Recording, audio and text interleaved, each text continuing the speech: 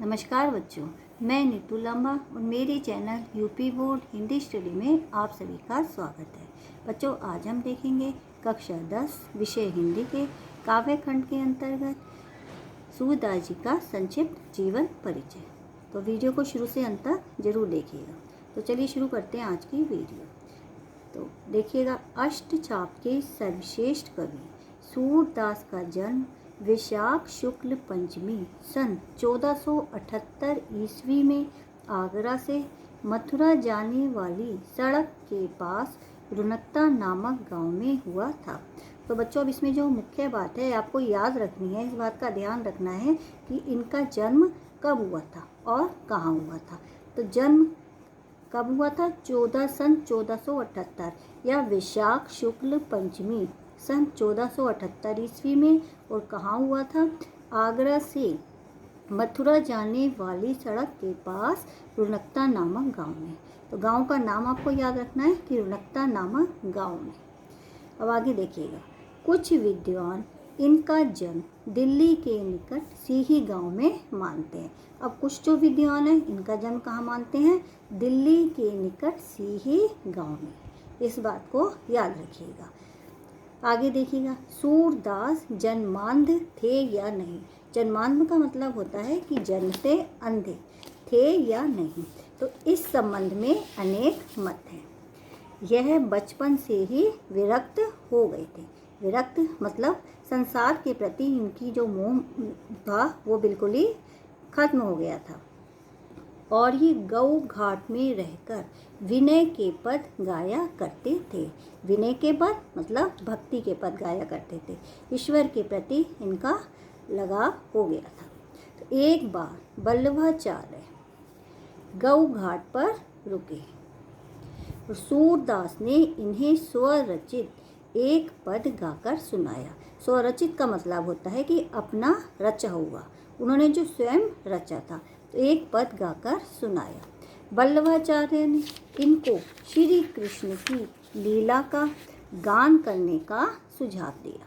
अब इस चीज़ का ध्यान रखना है कि किसकी लीला का गान करने का सुझाव दिया वल्लभाचार्य ने? तो कृष्ण की लीला का गान, कृष्ण की लीला का गान करने का सुझाव दिया। ये वल्लभाचार्य के शिष्य बन गए। अब इस बात को याद रखना है कि ये किनके शिष्य थे? तो वल्लभाचार्य के शिष्य थे। तो ये वल्लभाचार्य के शिष्य बन गए और कृष्ण की लीला का गान करने लगे। वल्लभाचार्य ने इनको गोवर्धन पर बने श्रीनाथ जी के मंदिर में कीर्तन करने के लिए रख दिया। कहाँ रखा? गोवर्धन पर बने श्रीनाथ जी के मंदिर में कीर्तन करने के लिए रख दिया। अब वल्लभाचार्य के पुत्र विट्ठलनाथ ने, वल्लभाचार्य के पुत्र कौन थे? विट्ठलनाथ। इस बात को आपको याद रखना है। तो वल्लभाचार्य के पुत्र विट्ठलनाथ ने अष्टचाप के नाम से सूरदास सहित 8 कृष्ण भक्त कवियों का संगठन किया। अब अष्टचाप किसे कहते हैं बच्चों? अष्टचाप जिसमें 8 कवियों का समूह हो। तो सूरदास जी जो है अष्टचाप के प्रमुख कवि कहे गए हैं। तो वल्लभाचार्य के पुत्र विट्ठलनाथ ने अष्टचाप के नाम से सूरदास सहित 8 कृष्ण भक्त कवियों का संगठन किया। अब इनकी देखिए मृत्यु। इनकी मृत्यु गोवर्धन के पास पारसोली ग्राम में, ग्राम मतलब गांव में, सन 1583 ईस्वी के लगभग हुई। तो सन आपको याद रखना है कि मृत्यु कहाँ पर हुई और कब हुई।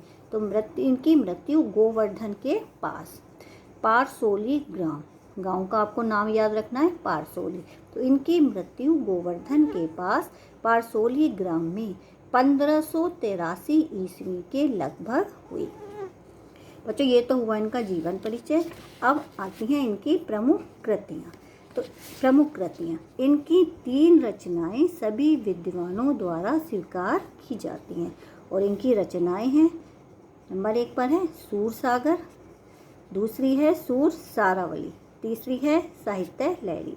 बच्चों, कई बार परीक्षा में पूछा जाता है कि सूरदास जी का जीवन परिचय लिखिए या किसी उनकी कोई एक रचना का नाम लिखिए। मतलब किसी भी कवि का जीवन परिचय आए तो उनकी कभी एक रचना भी पूछी जा सकती है और कई बार आप अधिक रचनाएं भी पूछी जा सकती हैं। तो आपको रचनाएं तीनों याद करनी है और वीडियो को कम से कम जीवनी को आप 2-3 बार पढ़ेंगे तो आपको अच्छे से याद हो जाएगी। तो चलिए ये वीडियो यहीं ख़त्म करते हैं। उम्मीद करती हूँ आपको वीडियो पसंद आएगी।